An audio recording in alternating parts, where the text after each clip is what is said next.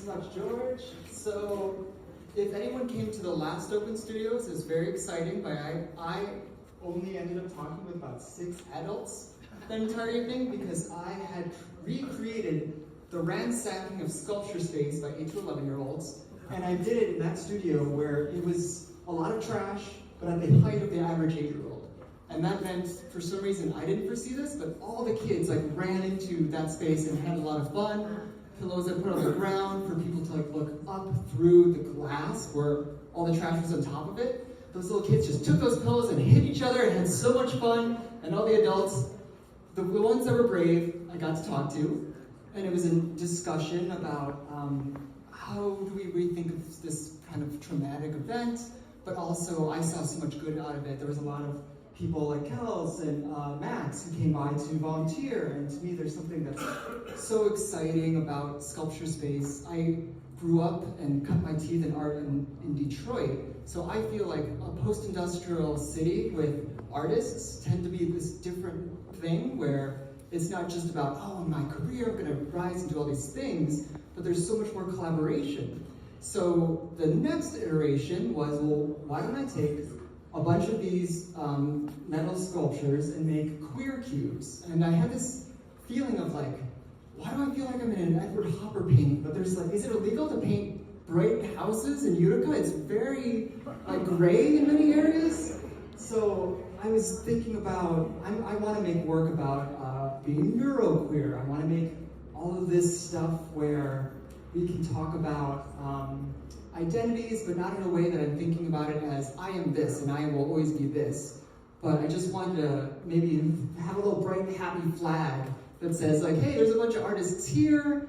I keep leaving art everywhere I go, so I installed some square of colors on the house. If you look on the ground coming here, I etched into the concrete and then put paint in that. So there's a trail all the way until we get to here, where we have these cubes that are not entirely finished.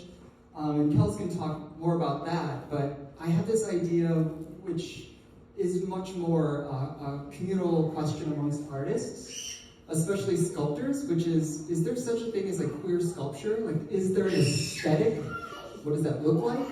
So in my studio is also these 3 columns that are something like, this is very straight sculpture, this is gay, and then this other column that just says, I don't know, other?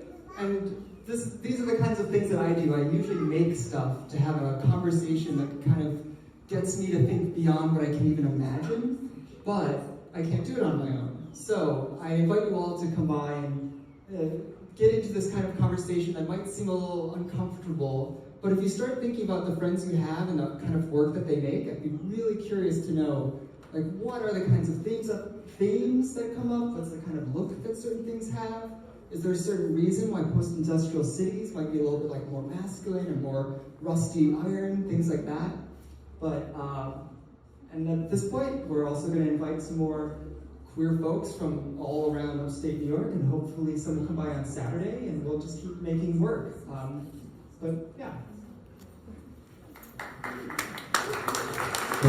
She will be here through June. We are excited and to see what this last 2 month and a half now will be producing.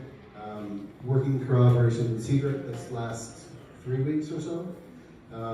As they share a studio in the back, please walk around, ask the questions, and see what they are up to. You want to expand upon what Cedric did? Yeah, I'll tell you a little bit about Queer Cubes first. So when I first met Cedric, we got along like a house on fire. So much in common, and then after this installation came apart, it was well, there's all these cubes. Why not bring some color and queerness to the area? And we were able to start using this 10 cubes in total. We're in progress on a lot of them. We also wanted to invite anyone tonight to collaborate on some. There's one that says Queer Joy out in the front with flowers. You can put your own flower in. And then also there's a pride flag that is for weeping, because it is community and we are all weep together. But it's also nice to come back to this area, and I've been living away in England, and to be amongst artists again, and also to be working on a queer project in this area is incredible, because being post-industrial and growing up here wasn't always where I thought I would be, but coming back, I'm so happy to be here, and I'm really happy Sculpture Space has become a family to me. And I wanted to say thank you, Tom and George. This has just been the most incredible experience. And also thank you to the donors and everyone that comes along and everyone that I've been able to meet here. You've made Central New York my home again. Thanks. Thank you, guys.